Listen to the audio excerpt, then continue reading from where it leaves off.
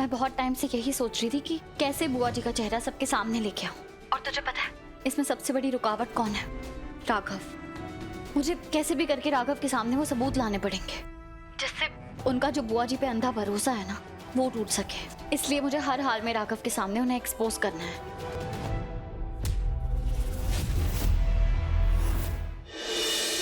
तूने कुछ कहा ना उनसे? क्या बात हुई है तुम दोनों की? मतलब मुझे बता, देख मैं तेरी बहन हूँ, मुझे सच जानना है। बुआ जी तुझे घर में वापस क्यों लेके आई है, बता मुझे। अच्छा, अब अचानक से बहन बन रही है तू मेरी? तब क्यों नहीं कुछ बोली जब सब लोग मुझे घर से बाहर निकाल रहे थे? हाँ बोल, किया ही क्या है तूने मेरे लिए? अभी तक एक बार भी मुझे और प्रतीक को सपोर्ट किया है?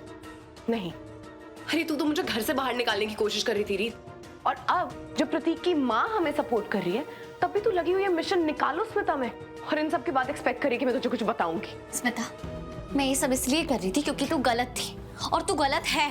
बुआ जी ने तुझे आशीर्वाद दे दिया, इसका मतलब ये नहीं है कि तू सही हो गई है।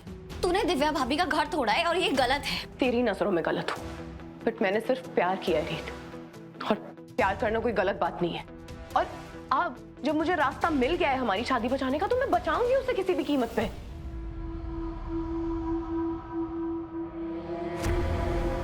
जैसे ही रीत उस दही हांडी वाली मटकी को फोड़ेगी उसका चेहरा पूरी तरह से बदसूरत हो जाएगा।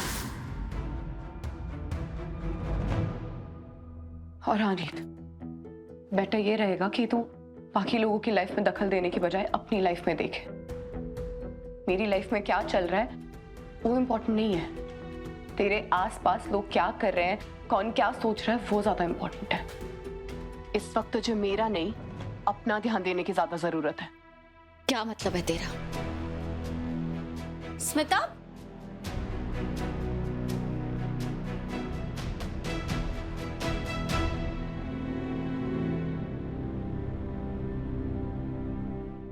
सॉरी रीत, मैं जानती हूँ कि मुझे तुझे बुआ जी का इरादा बताकर तुझे सावधान कर देना चाहिए था, लेकिन अगर मैंने अपना वादा तोड़ा तो बुआ जी मेरी और प्रतीक की शादी भी तोड़ देंगे, और मैं प्रतीक को नहीं खो सकती।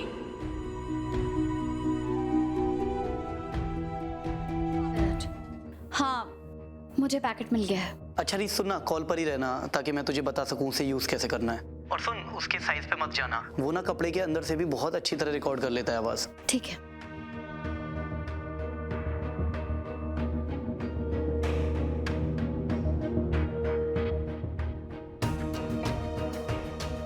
ये एकदम परफेक्ट है विराज, बस इसी की जरूरत थी मुझे, बुआ जी का सच सबके सामने लाने के लिए। तू वहाँ रह रही है यही बहुत बड़ा रिस्क है, क्योंकि तू देखना उन्होंने राघव को मारने की कोशिश करी और तेरा चेहरा जलाने की भी कोशिश करी। इस अकेली औरत ने इतने क्राइम किए ना कि इसको 3 बार भी उम्र कैद हो ना वो भी कम है, और पता नहीं कैसे तो इसे एक छोटी सी चीज से हराना चाहती है। जहाँ काम सुई से हो जाए वहाँ तलवार निकालने की क्या जरूरत है? और वैसे भी मैं बहुत टाइम से यही सोच रही थी कि कैसे बुआ जी का चेहरा सबके सामने लेके आऊं। और तुझे पता है इसमें सबसे बड़ी रुकावट कौन है? राघव।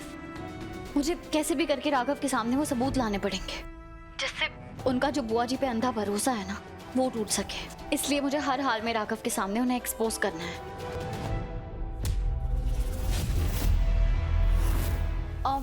मैं तुझे बाद में कॉल करूं? बाय। वो ये क्या है रीत? ये वो मैंने एक केस के लिए मंगवाया राघव। वो एक बहुत बड़ा क्रिमिनल है जिसे मुझे एक्सपोज करना है, और एक बार इसका सच सबके सामने आ जाए ना उसके बाद ही मैं चैन से रह पाऊंगी। लेकिन मैं नहीं चाहता तुम ऐसा कुछ करो या तुम ऐसा कोई रिस्क उठाओ, और तुम ही ने कहा ना वो कोई बहुत बड़ा क्रिमिनल है। राघव, आप प्लीज मुझ पे भरोसा रखिए, मैं ऐसा कोई खतरा नहीं उठाऊंगी जिसकी वजह से मुझे आपसे दूर जाना पड़े। आप बस ये समझ लीजिए कि एक बार ये केस सॉल्व हो जाए ना तो हमारी जिंदगी में शांति आ जाएगी। अच्छा, तो मुझे ये केस सॉल्व होने तक का इंतजार करना पड़ेगा। क्या राघव, आपका दिमाग हमेशा एक ही तरफ चलता है ना। अच्छा, तुम ज्यादा भोली मत बनो। मैंने तुम्हें सुबह देखा था कैसे चुप चुप के मुझे घूर घूर के देख रही थी। और वैसे भी इतनी अच्छी तरह तुम में झूठ बोलने का टैलेंट आया नहीं है।